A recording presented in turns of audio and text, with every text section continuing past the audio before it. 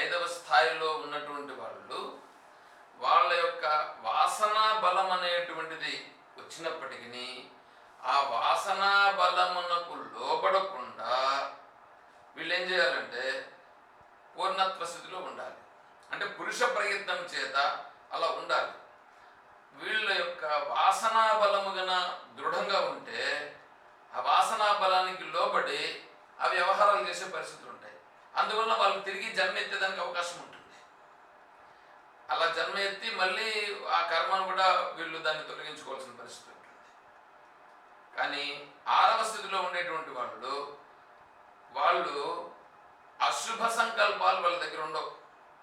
వాళ్ళలో అశుభ సంకల్పం అనేది లేదు, శుభ సంకల్పం మాత్రమే ఉంటుంది. అంటే ప్రారంభంలోనే శుభ సంకల్పం ఉంటుంది, అశుభ సంకల్పం అనేది లేదు. ఈ ఐదవ స్థాయిలో ఉండేటువంటి వాళ్ళకి ప్రారంభంలో శుభము అశుభము రెండూ ఉంటాయి వాళ్ళ యొక్క ప్రారంభంలో. ఆరవ స్థాయిలో ఉండేటువంటి వాళ్ళకు అశుభ సంకల్పం అనేది లేదు. అందువలన వాళ్ళు ఎంతసేపు అయినా వాళ్ళు ఏ వ్యవహారాలు చేసినా శుభ వ్యవహారమే, అన్ని ప్రారంభంగా సపోర్టింగ్ శుభ వ్యవహారాలు. కాబట్టి వాళ్ళు సులభంగా పూర్ణత్వ స్థితికి వెళ్ళిపోతారు. ఏడవ స్థాయిలో ఉండేటువంటి వాళ్ళ గురించి చెప్పాల్సిన పని లేదు. ఆరవ స్థాయిలో ఉండేటువంటి వాళ్ళు మళ్ళీ జన్మ వస్తుంది అనేటువంటిది లేదు. ఈ ఐదవ స్థాయిలో ఉండేటువంటి వాళ్ళు మాత్రం శుభవాసన ఉంది, అశుభవాసన ఉంది. కాబట్టి వీళ్ళు ప్రయత్నం బాగా పురుష ప్రయత్నం చేసి శుభవాసనను అశుభవాసనను పూర్తిగా తొలగించుకోవాల్సి ఉంటుంది, దాన్ని అధిగమించాల్సి వస్తుంది. అవి వచ్చినప్పుడు కూడా తను నిర్వికారంగా ఉండగలిగేటువంటి స్థితిని వీళ్ళు పొందాల్సి వస్తుంది.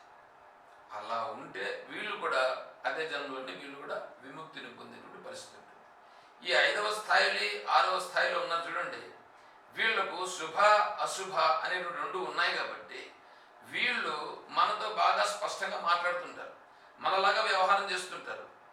వీళ్ళు చెప్తారు ఆత్మతత్వాన్ని. వీళ్ళు ఆత్మతత్వాన్ని చెప్పినప్పుడు, ఎందుకంటే ఇప్పుడు ఈ ఐదవ స్థాయి ఆరవ స్థాయిలో ఉండేవాళ్ళు లేరని అనుకోండి. ఒకవేళ సపోజ్ ఐదవ స్థాయి ఆరవ స్థాయి లేకపోతే కేవలం ఏడవ స్థాయిలో ఉండే వాళ్ళని తీసుకున్నామని అనుకోండి, వాళ్ళు ఎప్పుడు మాట్లాడతారు? వాళ్ళ నుంచి ఏమొస్తుంది చెప్పండి? ఎప్పుడో మాట్లాడతారు. ఎప్పుడో ఒకసారి మాట్లాడితే దానివల్ల పెద్దగా లోకానికి ప్రయోజనం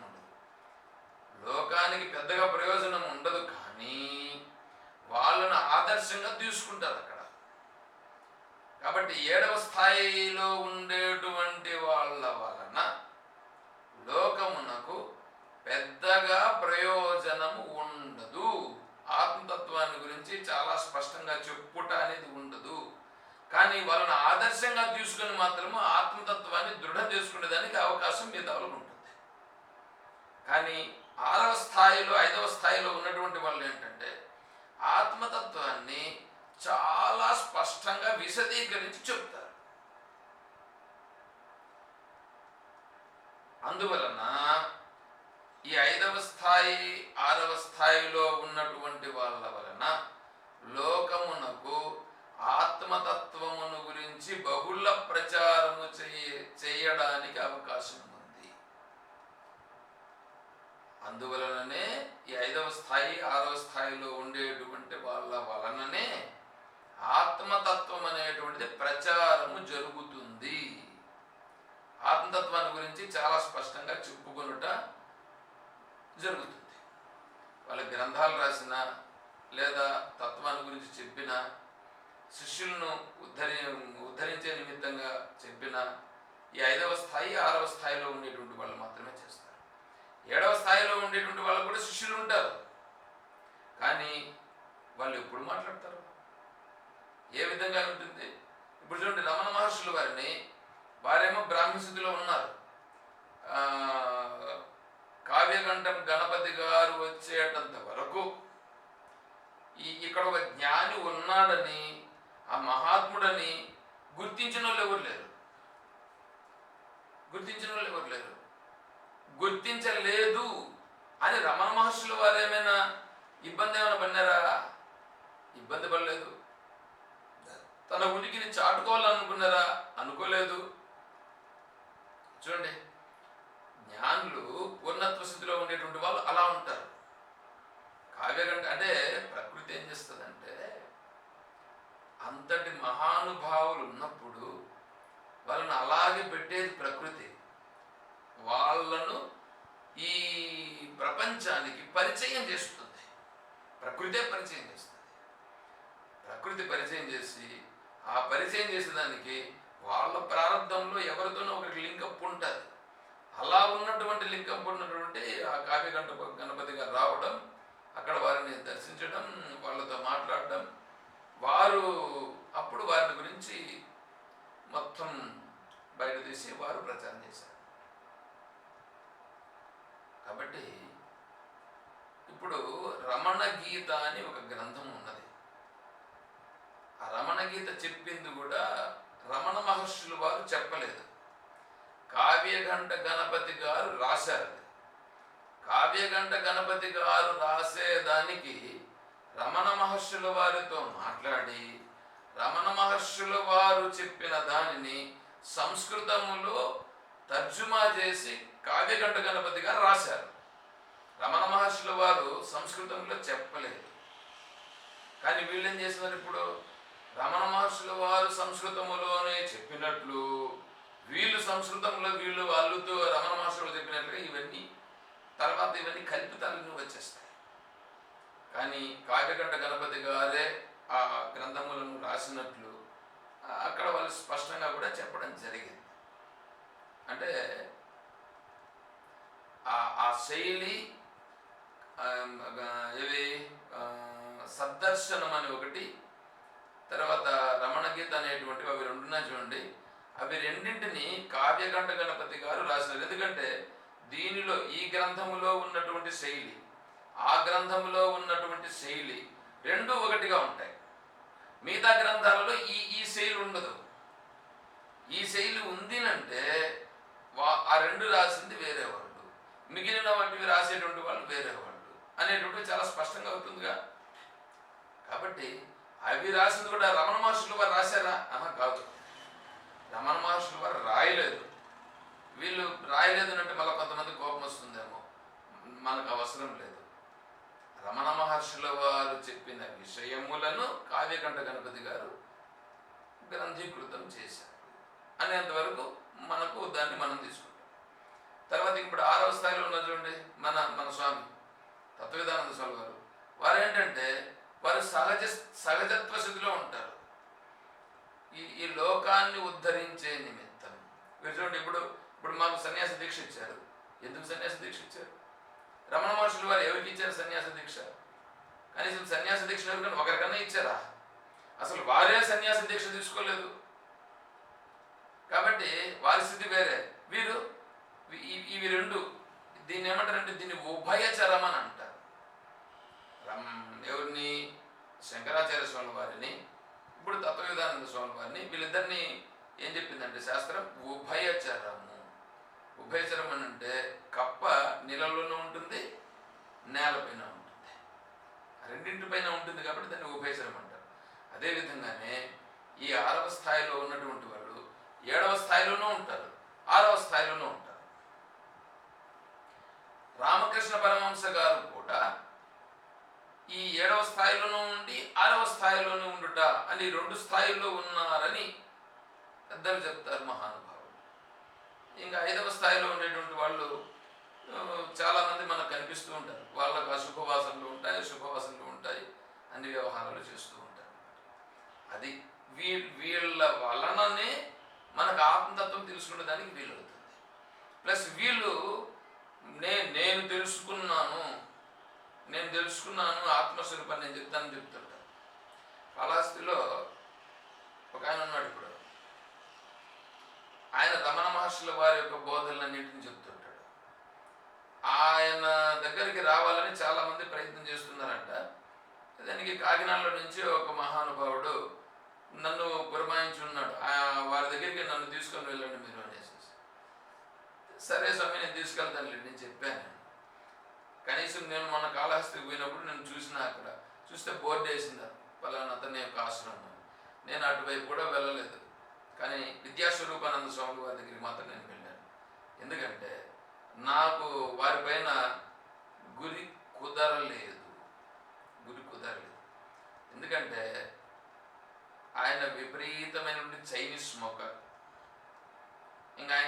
అనేటువంటివి రమణ బోధలను బాగా చదివినాడు.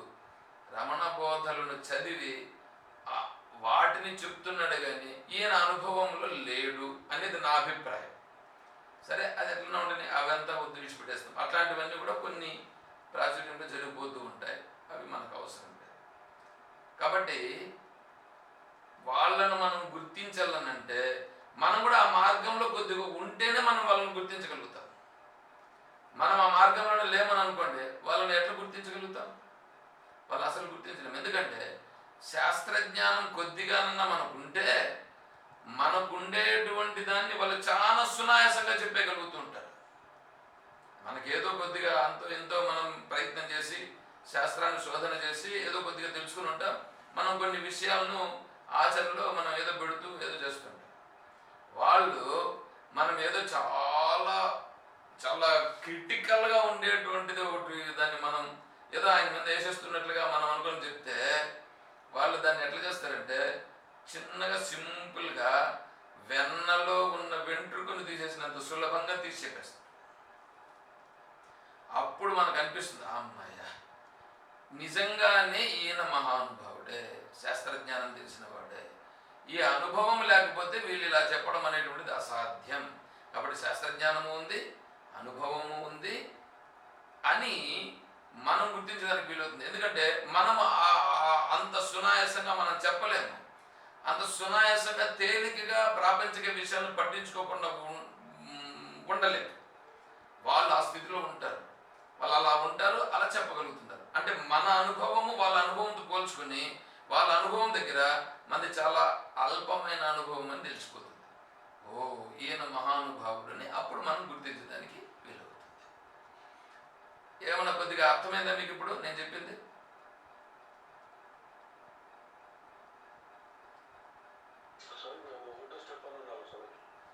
అయ్యా, ఒకటో స్టెప్ ఎందుకప్ప, మీరు 3వ స్టెప్ 4వ స్టెప్లకు వచ్చేసి ఉంటారు.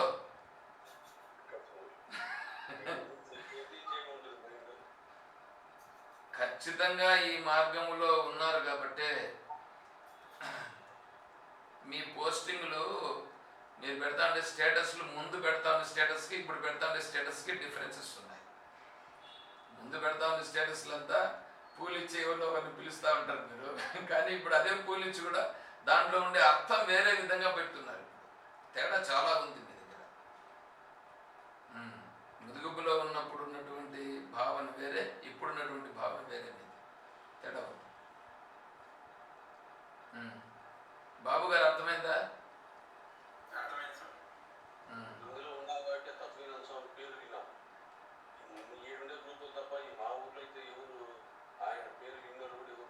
అవునవును, ఎందుకంటే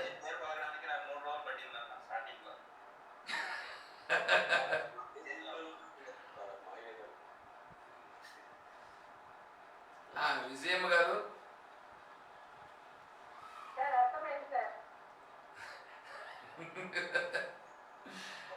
విజయమ్మ గారు అర్థమైందంటే నాకు కొద్దిగా భారం తగ్గినట్లు లెక్క. గోదాలక్ష్మి గారు చెప్పండి.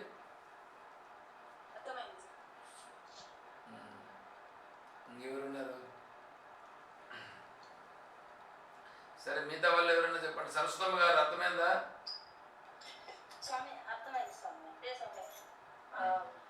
ఆత్మస్వరూపం పూర్తిగా పొందిన వాళ్ళు అని చెప్పలేము, కానీ వాళ్ళ కర్మలు పూర్తిగా జ్ఞానాగ్ని చేత దగ్ధమయ్యేంత వరకు వాళ్ళు అలాంటి జ్ఞాన యజ్ఞాన్ని చేస్తూ ఉంటారని మనకు అర్థమవుతుంది స్వామి.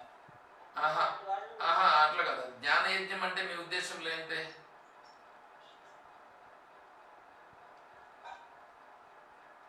కర్మయోగం స్వామి. కర్మయోగం అంటే వాళ్ళకి కర్మ ఫలితాన్ని అయితే ఆశించరు, వాసనలు ఉండవు స్వామి. ఏ వాడల్లో అర్థం కాలేదు, కానీ వాసనలు అయితే ఉండవు స్వామి. వాళ్ళకి కర్మని పెంచుకునే పనులు చేయరు, ఉన్న కర్మలను దగ్ధం చేసుకునే ప్రయత్నంలో కర్మలన్నీ అయిపోయిన తర్వాత ఇంకా శరీరం ఉందా లేదా అనే భావన కూడా వాళ్ళకు ఉండదు, చెప్పే అవసరం కూడా ఉండదు స్వామి. చెప్పచ్చు. అర్జున ఉంటారు స్వామి, సిద్ధిని పొందడానికి జస్ట్ అర్జున ఉంటారు. సిద్ధిని పొందుట సిద్ధిని పొందుట అంటే అది అది పొందేది కాదు, అది పొందేది కాదు. వీళ్ళు అలా ఉండుటయే. ఇప్పుడు మనం అందరూ కూడా ఉన్నాం చూడండి, మనం అలా ఉండుటయే అంతే. సైలెన్స్గా ఉండుటే. ఇప్పుడు రమణ మహర్షుల మాదిరి మనం కూడా ఉండిపోవచ్చుగా, ఉండిపోవచ్చు. అలా ఉండిపోవడమే సిద్ధిని పొందుట. మనం ఉండుట లేదంతే. మనం ఉంటే ఏమైనా రమణ మహర్షులు వారు ఏమైనా వద్దన్నారా చెప్పండి? మనం ఉండుట లేదు, మనము ఉండగలిగితే అదే సిద్ధి. అలా ఉండుట కొరకు మనం ప్రయత్నం చేసి అలా ఉండుటే అంతే. అంటే ఇప్పుడు ఇక్కడ భావన ముందు రావాల. భావన ముందు ఏంటంటే నేను నేను పూర్ణత్వ సిద్ధి నాది, కానీ నా వాసనల వల్ల ఇలా ఉన్నాయి, ఈ వాసనలకు నేను లోపడకుండా ఉంటానని ముందు దృఢ నిశ్చయానికి రావాలా. ఆ దృఢ నిశ్చయానికి వచ్చిన తర్వాత ఆ మార్గంలో అలాగే ఆచరణలో పెట్టాలి. అదే సిద్ధి అంటే. అంతేగాని ఇంకా వేరే విధంగా సిద్ధి అంటే ఈయన ఏదో తపస్సు చేసి అక్కడి నుంచి వేరే సిద్ధి ఒకటి లభిస్తుంది అనేది అట్లా తీసుకోవద్దండి ఇప్పుడు కూడా. అది అర్థమైందమ్మ గారు? Okay okay. ఇప్పుడు వేణుగోపాల్ గారు,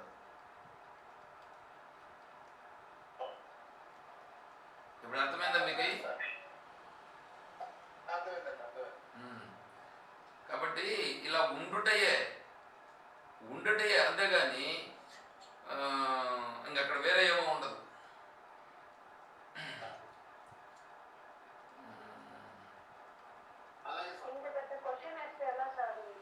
మీరేమన్నా సామాన్యులా అండి?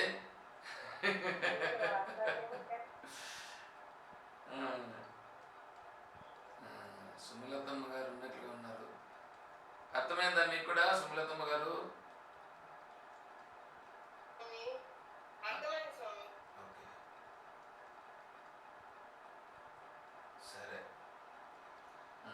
సరేనండి. ఇది 32వ శ్లోకం ఈరోజు మనకు పూర్తయినట్లే. 33వ శ్లోకము. అక్షరాణామకారోస్మి ద్వంద్వ సామాసికస్య చ అహమేవాక్షయః కాలో ధాతాహం విశ్వతో ముఖః.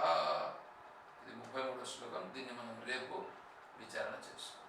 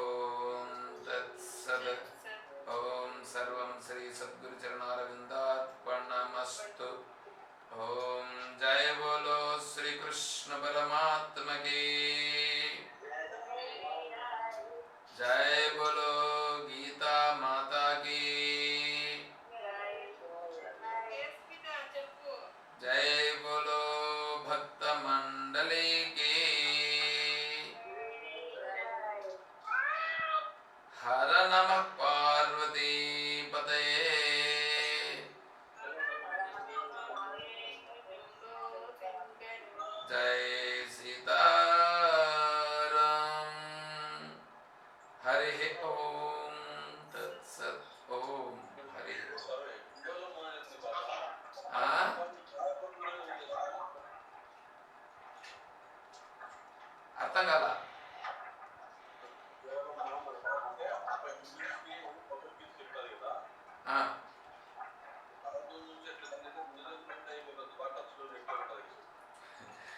అంతే కదా.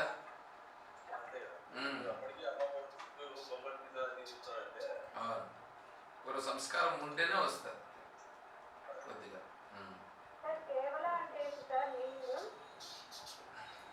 ఏమో కేవలం వాళ్ళు అడిగితే చెప్పాలి, వాళ్ళు చెప్పాలి వాళ్ళ తల్లిదండ్రులు.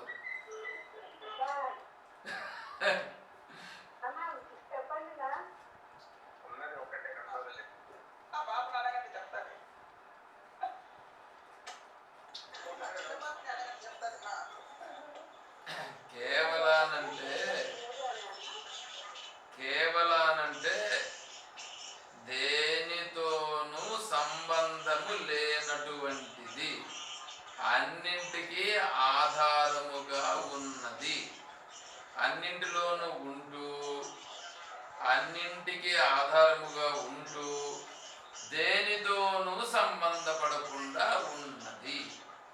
అదేదో అది ఉందే దానిని కేవల అంటారు.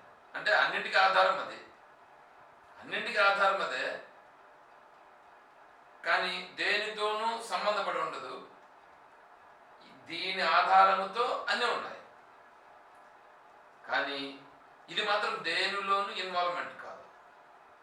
దేనిలోనూ ఇన్వాల్వ్ కాకుండా తనుగా ఉంటూ అన్ని వ్యవహారాల్లోనూ చేస్తూ కూడా దేనితోనూ సంబంధపడకుండా ఉండేటువంటిది ఏదో అది కేవలం, అది కేవలం. అంతే, చైతన్యానికే ఆత్మకే, చైతన్యమే ఆత్మే, అదే కేవలం. నేను స్వామీజీని కేవలానంద సరస్వతి అని ఆ పేరు అది కూడా రాసిచ్చాను. కేవలానంద సరస్వతి అని స్వామీజీ వారు ప్రజ్ఞానానంద లాస్ట్లో సెలెక్ట్ చేశారు. సరే,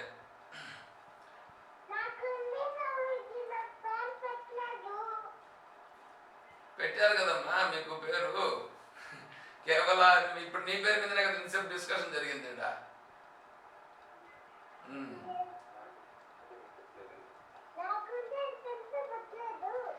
నీకోసమేమ్మా చెప్పింది, ఇప్పుడు చెప్పాం కదమ్మా. హరి ఓం, హరి ఓం.